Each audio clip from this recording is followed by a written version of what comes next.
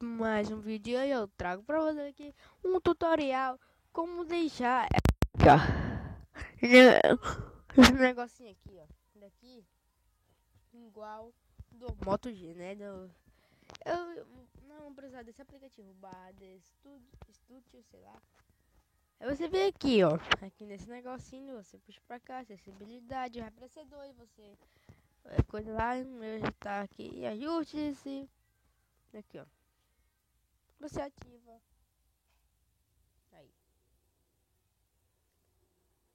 Vai aparecer outro lá pra você.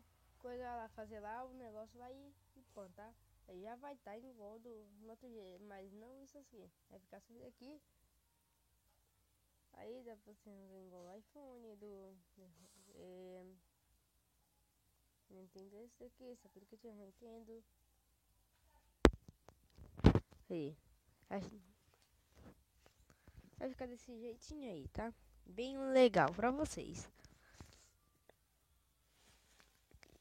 Vai ficar bem legal aí, tá? Então, galera, é só isso. Então, espero que tenham gostado. Deixa o like, compartilhe. E se não for inscrito, se inscreva-se. E até o próximo vídeo. Falou! Fui, tchau!